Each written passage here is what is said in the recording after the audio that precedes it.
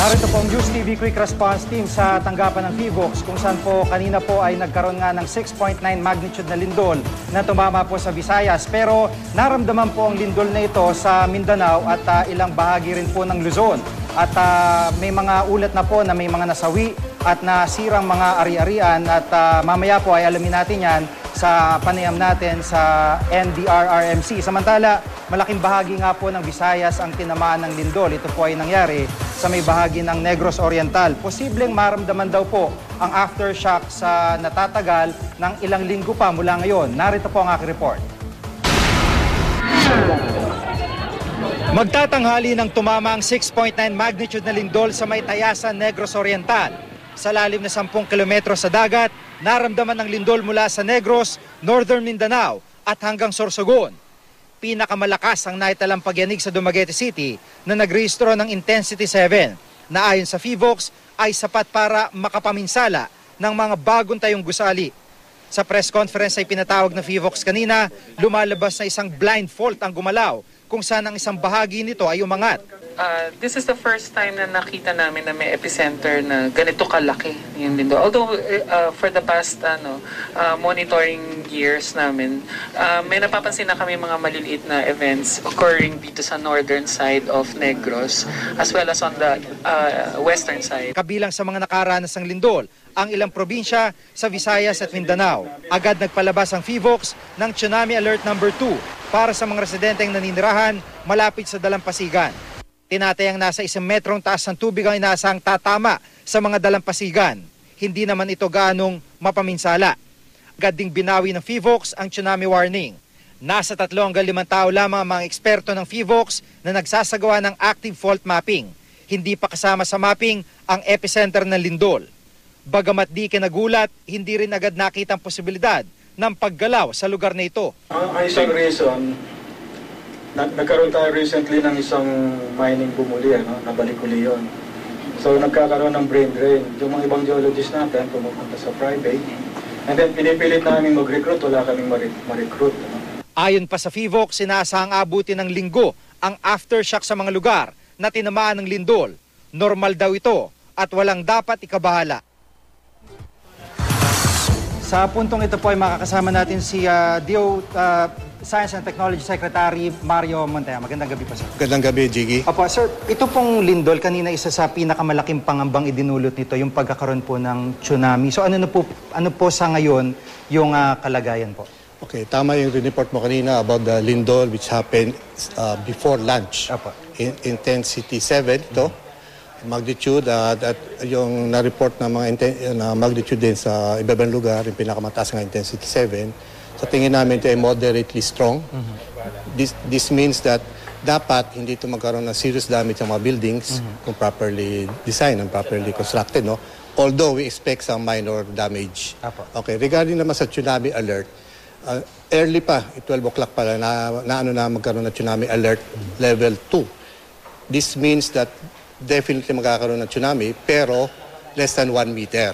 Kaya hindi naman pinapangambang na magkakaroon ito, magkokos ng serious damage kasi less than 1 meter ang i-expect talaga. No? And we lift ng tsunami alert by 2:30. Ibig sabihin talaga totally wala ng peligro. Kasi may mga communities po na parang may mga kumakalat na text messages na magkakaroon para takot na takot yung mga tao. Para sa kapakanan po ng publiko, ano po yung... Since na-lift na natin by 2:30, wala na talaga peligro. Even before, klaro lang natin, nasabi talaga natin na yung pwede magkaroon ng tsunami pa definitely less than 1 meter. A few centimeter talaga ang yung pinakamataas na. Pero ganun talaga ang aming protocol na we have to magkaroon kami alert level 2 kung magkakaroon talaga ng tsunami. At yung tsunami na more than 1 meter, yun lang sinasabi ng alert level 3. Alam naman natin pag alert level, pag less than 1 meter, hindi man talaga makakapinsala. Yun ho bang location ng lindol sa pagitan ng Cebu and Negros Oriental? Nakatulong ho ba yun na parang na-contain yung kung ano man yung mga paggalaw doon? Malamang pero hindi natin, basta tayo lumabas after that na hindi man talaga malaki yung tsunami. Okay, mayroong mga reported landslides, pero we still have to investigate. Bukas ng umaga, meron tayong papadalang team to validate it. Pero since ito ay intensity 6 Apo. on 7, pwede talaga magkaroon ng landslide, especially dun sa mga steep slopes. Apo. Especially malamang na baka basa pa yun ng ulan. So pinapaimbestigahan natin yon. Meron din mga reported damages sa buildings na medyo, yung iba medyo malala. I mean, there are other factors like liquefaction. Gusto din natin paimbestigahan yun. Apo. Ano yung mga causes for that. Maraming salamat po, Secretary. Secretary Mario Montejo po ng Department of Science and Technology. At sa puntong ito ay kakapanamin po natin si Ginong Bart Bautista. Siya po yung Deputy Executive Director ng FIVOX. Sir, magandang gabi po sa inyo. Magandang gabi rin, JB. Apo, itong lindol po, considering na 10 kilometro po ang lalim niya mula do sa epicenter niya, masasabi ko ba na medyo mababaw po ito o swerte na lang ho't ganun din kalalim? Hindi, considered siya na isang shallow earthquake, shallow event. Ano? Kasi karamihan more than 20 kilometers yung depth ng mga earthquake natin. Apo. Ito, mababaw siya. No? Maybe yun ang reason kaya mataas ang intensity na cause nito sa surface. Apo. Kanina ho nabanggit nyo na blind fault na tinatawag yung lugar na iyon.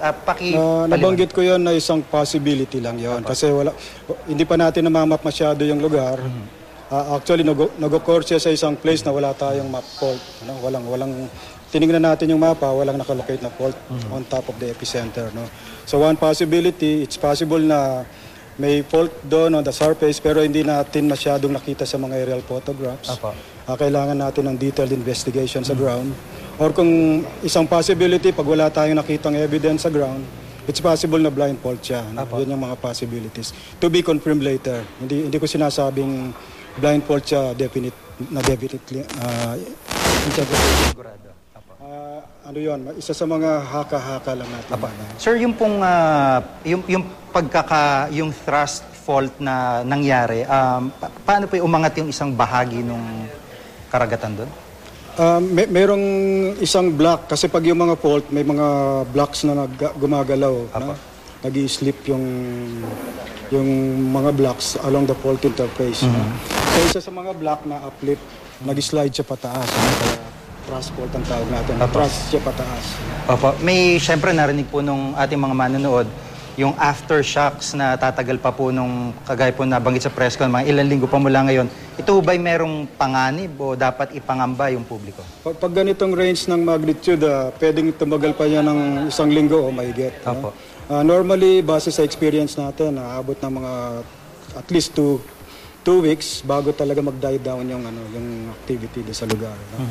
And then yung possibility naman na may malakas pa ba rito. No? Wala namang kaming nakikitang malaking fault dyan sa lugar. Puro maiksi yung fault. Ang tingin namin yung 6.9 na nangyari kanina, yun na yung talagang yun na yung main shock. No? Although merong isang napakaliit na possibility pa na talagang hindi pa yon, pero base sa trend na nakita namin sa aftershock kanina, pakonti ng pakonti at palit ng palit yung amplitude. So most probably on the way na yung activity. No? Pwedeng nagda-die down na. No? So within 2 weeks, expect natin mayroon pang pasulpot-sulpot na aftershock. At ang iba rito felt, kaya dapat mag-ingat pa rin yung yung public, lalo na yung mga tao na nakatira dun sa malapit sa epicenter. Sige, panghiling salita po, ano po yung paalala nyo, lalo dun sa, yun nga, malapit sa mga coastal areas na po pwede hong maabot kung sakali magkaroon ng tsunami, kahit mababa po?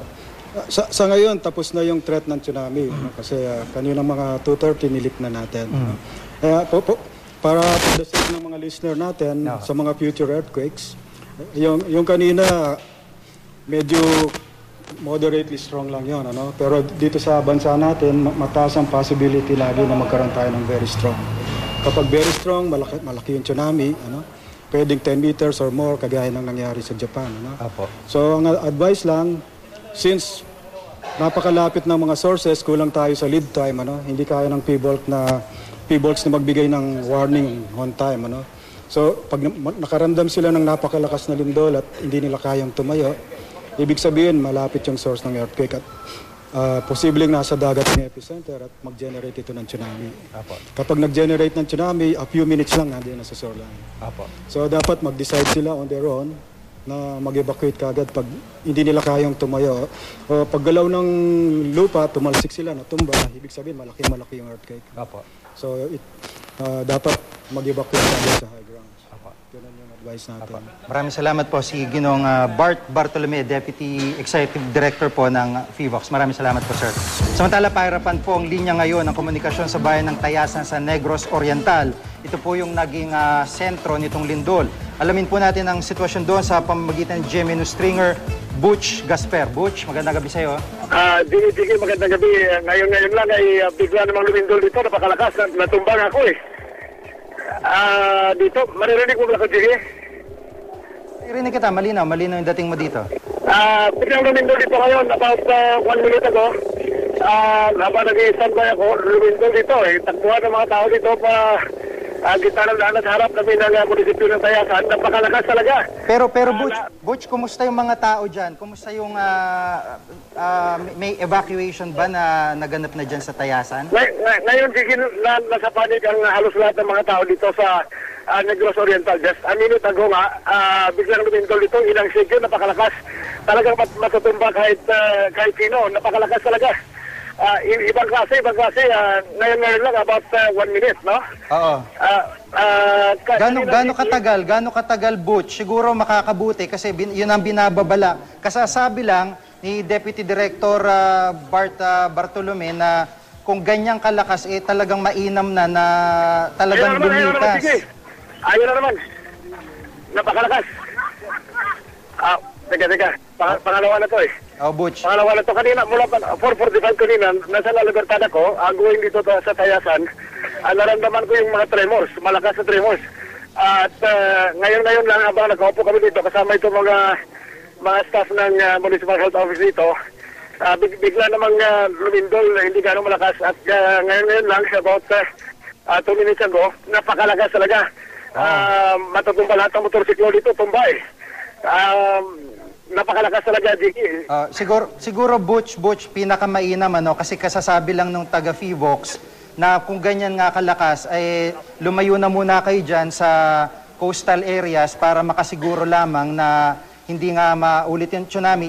Huwag mo ibababa yung telepono, kakausapin natin ngayon dito si Ginoong Ishmael Narag, siya yung isa sa eksperto dito sa Seismology Observation and Earthquake Prediction Division. Sir, so paano po yung nararanasan ngayon sa Tayasan ulit? Napakalakas daw. Ngayon lang, nagtumbahan yung mga motor, natumba yung correspondent namin. So paano po ang sitwasyon dito? Yung nangyayaring aftershock sequence, iba-ibang lugar yung nagaganap na epicentro ng mga lindol na yon, no? So normally ang aftershock mas mababa yung magnitude. Pero yung posisyon ng epicentro maaring mas malapit dun sa lupa. Pag mas malapit dun sa lupa, syempre mas malapit dun sa populated area, mas mataas yung pagyanig na mararamdaman. So ibig sabihin ho ba normal lang to o anong precaution dapat yung gawin nila ngayon? Well, essentially, ang ina-advise namin sa publiko, habang nagaganap itong aftershock sequence na to, sipatin na nila yung mga gusali nila. Kung alam nilang mahina, wag na muna nilang pasukin, no? Until ma-certify nga na maayos pa itong building nila na pwede siyang pasukin. But I feel na yung aftershock sequence na nangyayari, yung magnitude o yung enerhiyang inilabas nito, pahina ng pahina. Pero yung posisyon ng epicentro, maaring malayo dun sa lugar na populated, maaring malapit.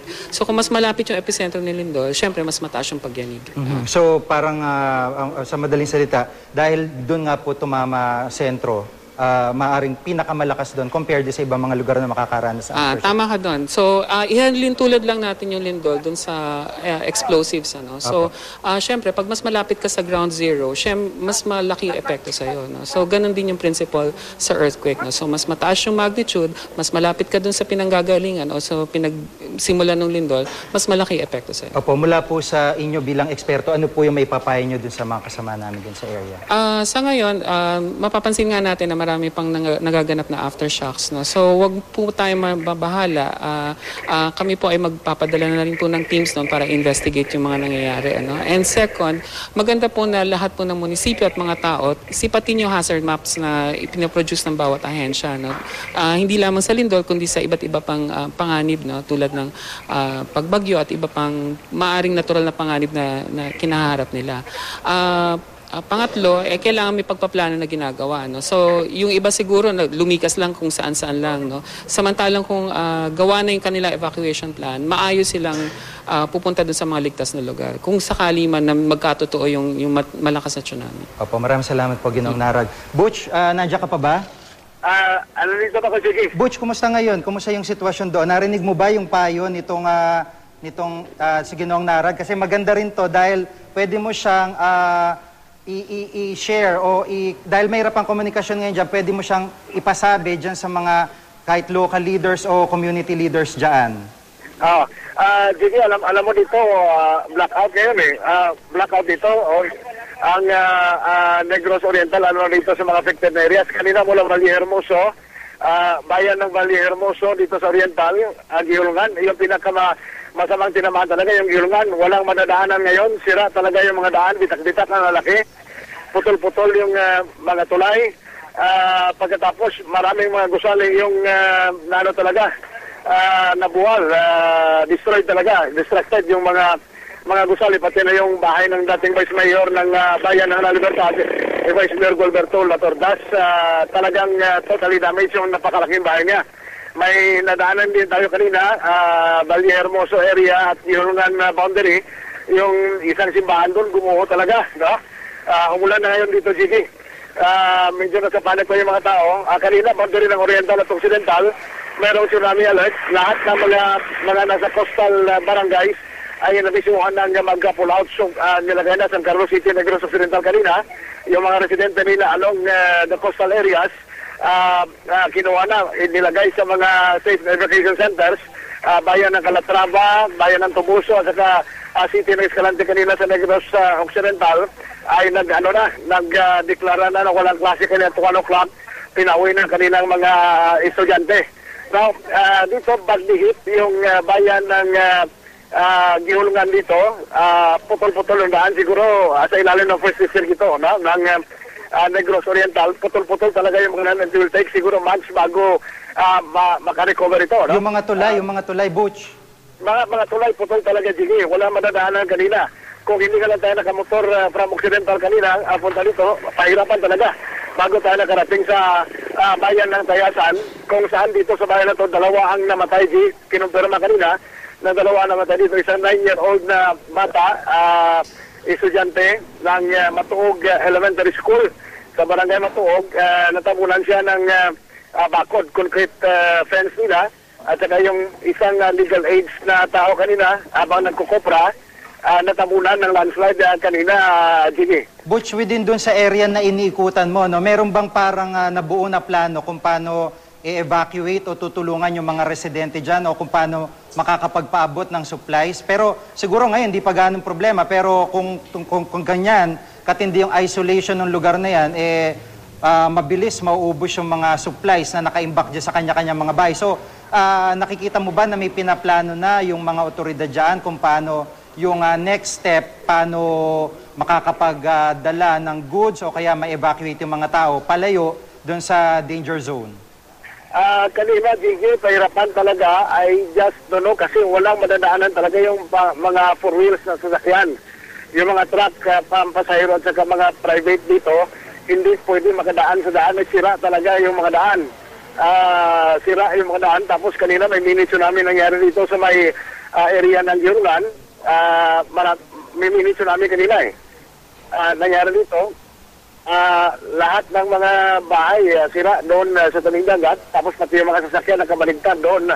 Hinampas sa may malapit sa may Murul, Jigi. Siguro, Butch, since ikaw nandyan, no, ano yung pwede mong ipananawagan sa mga nakakarinig natin ngayon, partikular sa NDRRMC o kaya mismo sa national government para hindi na lumaki yung trahedya dyan sa lugar na yan? Jigi, ito lang, no? Panawagan dito, kailangan talaga ng awareness dito. Talagang awareness at information drive, thorough information drive dito. Kasi yung mga tao parang hindi nila alam kung saan sila lulugar, no? Kami lumabas, may nakita kong bumbero dito ng Bureau of Fire Protection. Anong gagawin ito dito? Nilabas ito. Nasa harap na ngayon ng munisipyo, Jigi. Kaya bigla namang umugay. pero mahinala ng konti.